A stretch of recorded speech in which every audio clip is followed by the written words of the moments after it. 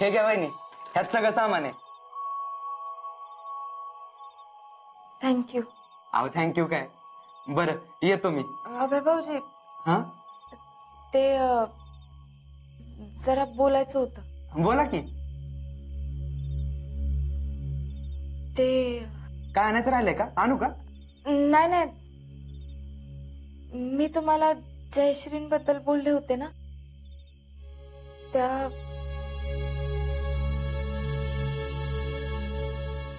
त्या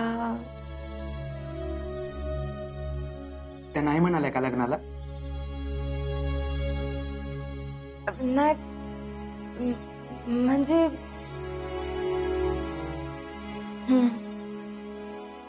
अहो पण त्यांची एकच अडचण आहे. काय झालं? मी तुम्हाला त्यांच्या लग्नाबद्दल सांगितलं होतं ना, तर आधीच असं झालंय, तर त्या म्हणतात त्यांना असा नवरा पाहिजे जो कायम त्यांच्या बरोबर असेल. आणि मी पडलो फौजी, ते काय मला शक्य नाही. तसं त्यांच्या बाजूने त्या बरोबरच आहेत म्हणा, पण आम्हाला सगळ्यांना लई वाईट वाटलं बघा. अहो ठीक आहे, तुम्ही उगाच लय वाईट वाटून घेऊ नका. आता फौजी म्हणल्यावर या गोष्टी आल्याच. पण मी माझं मिशन सोडणार नाही बरं का. आता आणि कुठलं मिशन? तुमच्यासाठी बायको शोधायचं मिशन. वा वहिनी, म्हणजे आता मला तर काही टेन्शन घ्यायची गरजच नाही. पण तुम्हाला बेस्ट लक बरं का, कारण फौजीला लवकर पोरी मिळत नाही. आणि जी मिळती ती लईच भारी मिळती.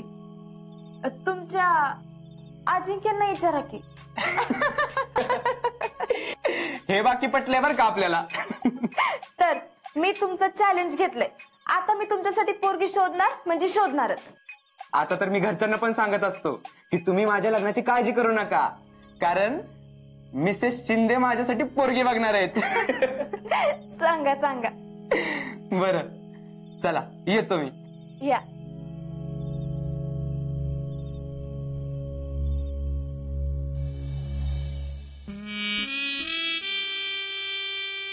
अहो भैया, काय चाललंय आपलं भैया?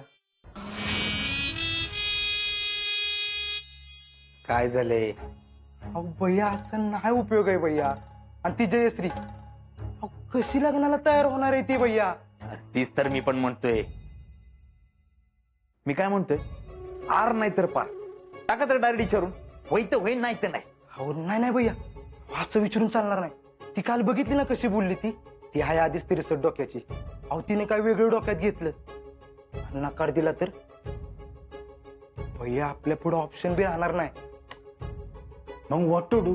त्यांच्या अंगणातलं रोपटं उपटून आपल्या अंगणात लावायचं, म्हणजे मुळापर्यंत माती खोदावी लागणार. ए, तुला काही एवढं सोपं वाटतंय का? ती त्यांच्या इथली माती खणायला गेलं ना, सगळं दगड धोंडे सापडतायत, हाती काय लागायचं नाही. मग आता काय करायचं म्हणजे? Let me think. I will tell you what to do. सांगा बरं. आपण झाड मुळापासून छाटून त्याचं कलन करून आपल्या अंगणात लावायचं. म्हणजे मामीला विचारायचं, ए बाबा काय तुझ्या मनात सांग एकदा, होय तर होय नाही तर नाही. आपण त्यांच्याकुंड नाही झालं तर? अरे मग त्याचीच वाट बघतोय मी. ती काय म्हणते नाही ह्याचीच वाट बघतोय मी. तुम्हाला काय एवढं साधं सुद्धा समजतो तर? कुठलं बटन दाबल्यावर कुठलं दार उघडतं हे मला चांगलंच माहिती. तू फक्त बघ, लग्न तर जयश्री बरोबर करणारच, आणि त्या शीतलचं जीनं हरामबी करणार. बघच तो.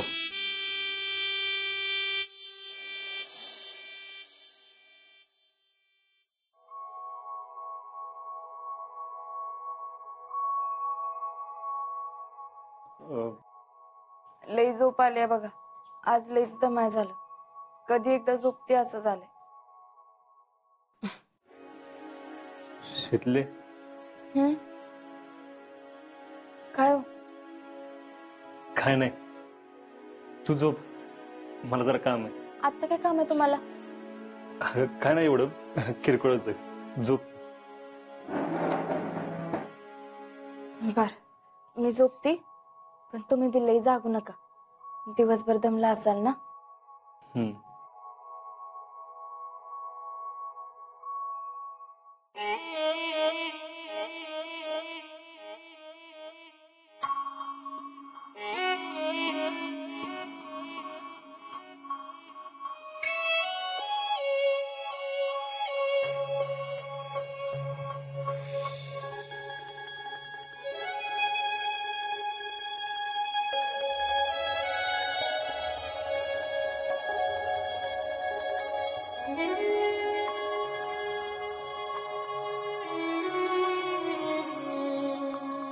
शीतलीकडे आल्यापासून दिवस कसं गेलं कळलंच नाही.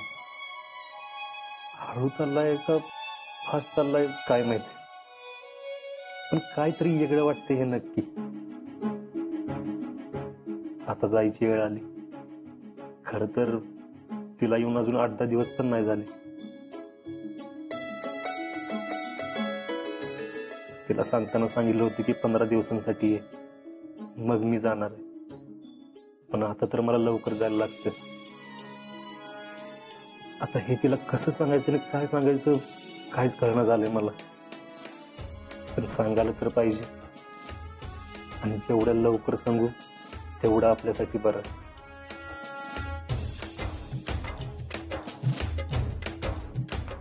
नाहीतर तिला बी उगाच बरोबर लागून राहील.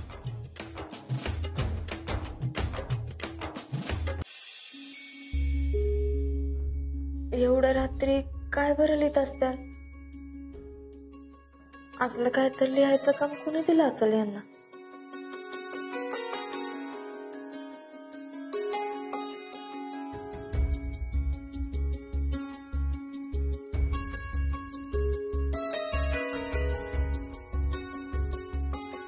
आता मला असं वाटलं की शीतल मागं उभी आहे, आणि ती हिता तर असं सारखं वाटत राहतं.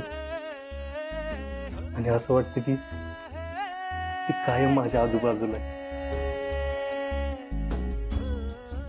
मी ड्युटीला असतो तरी असंच मला वाटत राहतं की ती माझ्या जवळच आहे कुठेतरी.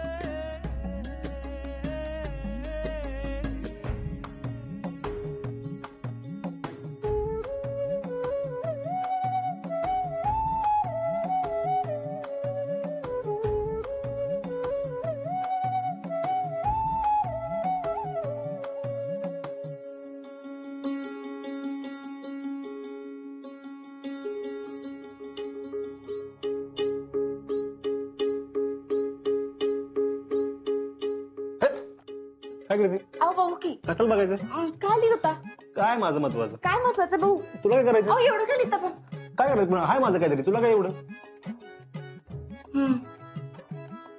मला काय करायचंय? मला कशाला सांगाल ना तुम्ही?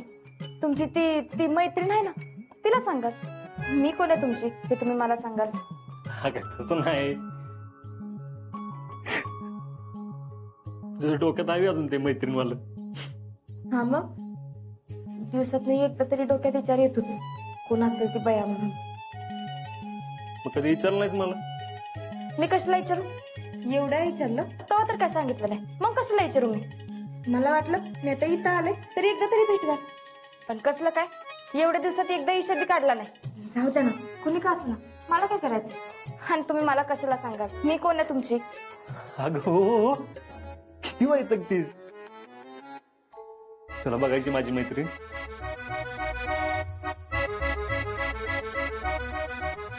ही बघ, हीच आहे ती जिला मी माझं सगळं सांगून ठेवतो.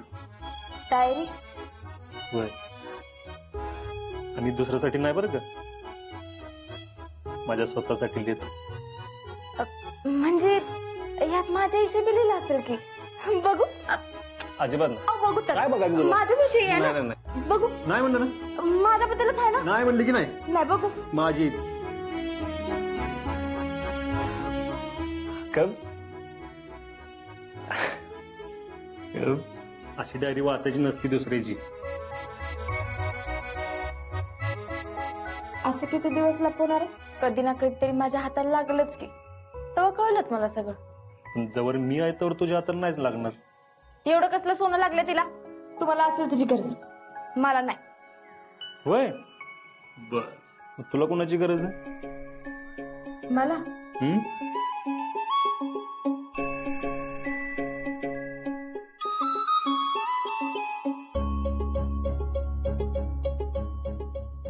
मला तुमची गरज आहे. जवळ तुम्ही माझ्या बरोबर आहे तवर मला काय बी नको. शितले, बोला की. तुला 2 दिवसानं चांदडीला जावं लागेल. काय? पण मी तर 15 दिवसासाठी आलते ना, आता तर नुसते 8च दिवस झालेत. शितले, आम्हाला काश्मीरला लवकर जावं लागेल.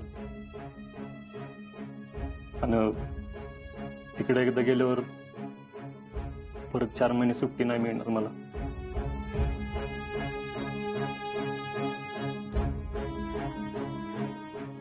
म्हणजे आता या 2 दिवसानंतर आपण डायरेक्ट 4 महिन्यानंतर भेटणार.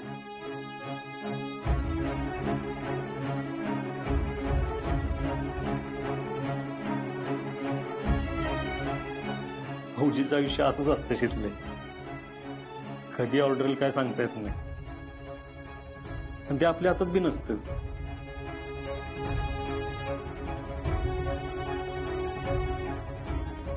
आपल्या हातात आहेत ते फक्त 2 दिवस. कर्नल साहेबांनी मला 2 दिवसाची सुट्टी दिली, तुझ्या बरोबर वेळ घालवता यावा म्हणून. आता हे 2 दिवस फक्त आपल्या दोघांचे, तुझे आणि माझे.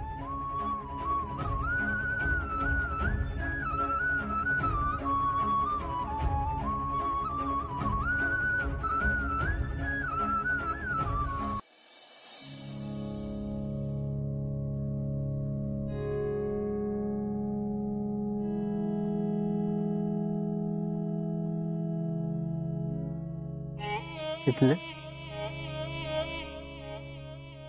शितले, उठ.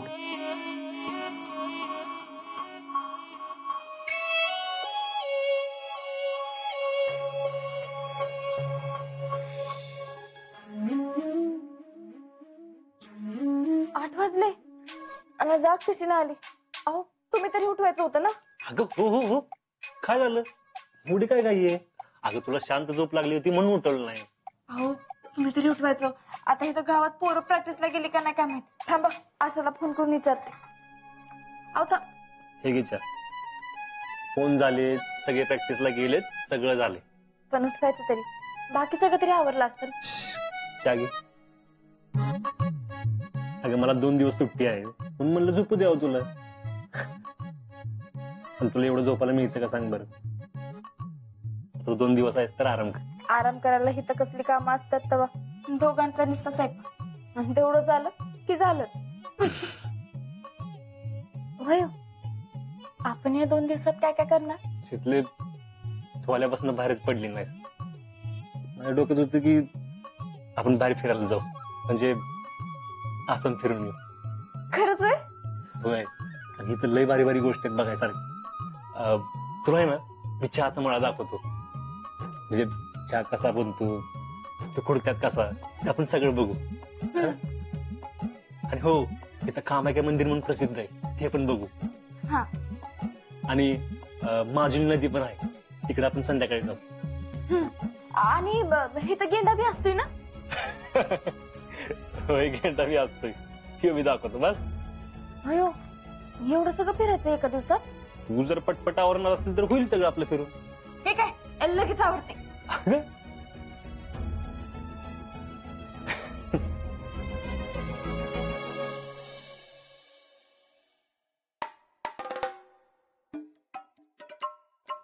घेतला पेपर?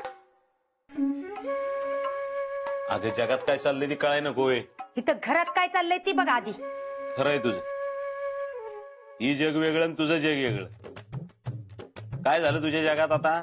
इथं पोरीला स्थळ बघायची सोडून तुम्ही बसा पेपर वाचत. आता काय पोरीसाठी स्थळ बघायला रस्त्यावर पोरं बघत हिंडू का? मला वाटलंच होतं तुमच्याच्याने काय होणार नाही म्हणून मीच खपती इथं. ही घ्या फोटो. कोणाचा फोटो आहे ह्यो? आपल्या जेडीसाठी एक स्थळ सांगून आले त्याचा फोटो आहे. कसा वाटतोय? वय जरा जास्त आहे. जास्त म्हणजे किती?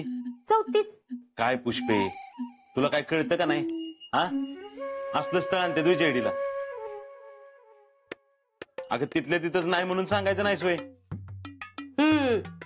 मी कुठल्या तोंडाने नाही म्हणून सांगणार. आणि मी म्हणते काय वाईट आहे? अगं पण दोघांच्या वयात 10-12 वर्षाचा फरक. किती बी चांगलं स्थळ आलं तर त्यात बी काय तर खुसपट काढतायच की तुम्ही. मग आता कुठल्याही पोराशी लग्न लावून देता का तिचं? आता एवढं चांगलं हर्षवर्धनचं स्थळ आलं ती बी तुम्ही नाकारलं का? तर शीतलचं आणि त्यांचं पटत नाही म्हणून. आता मला सांगा, त्यांनी आपल्या पोरीला मागणी घातली जयडीला. त्या शीतलीचं त्याच्याशी पटू दे नाही तर नाही पटू दे, काय करायचंय आपल्याला? आपल्या पोरीचं भलं होतंय ती बघा की.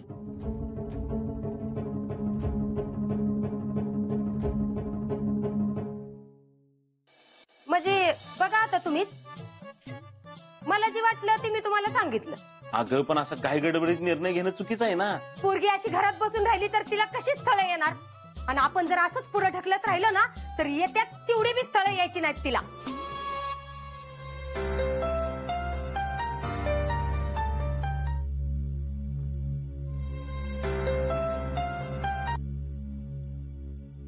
हॅलो.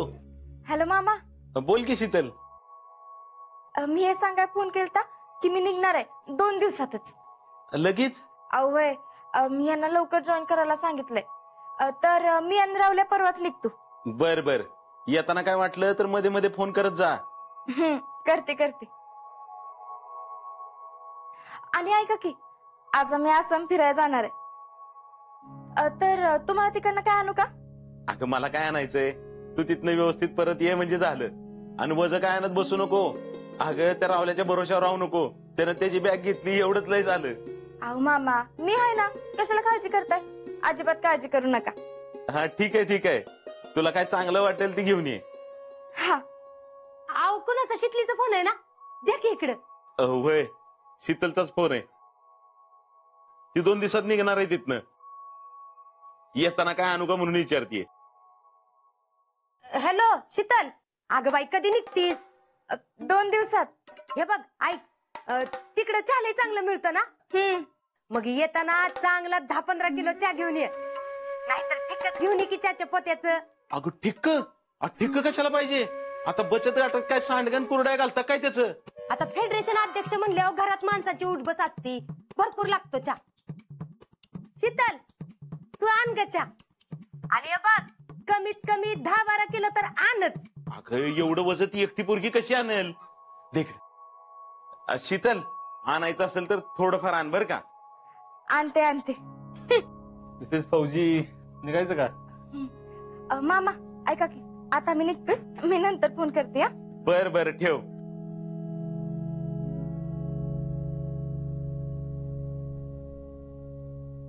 चला.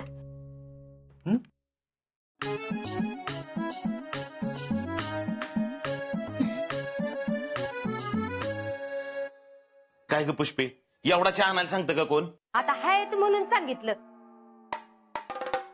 अहो आपल्या जयडीच्या बघण्याच्या कार्यक्रमात आपण तिकडचा चहा वापरू. हा बर, कधी बोलवायचं ह्या पोराला? हे बघ आता काय काढू नको. शीतल येईल परवा. तिला विचारून मग ठरवू. तिचं मत घेऊ आपण.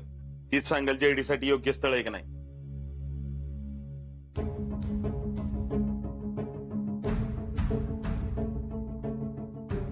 ती आल्यावर विचारू म्हणजे?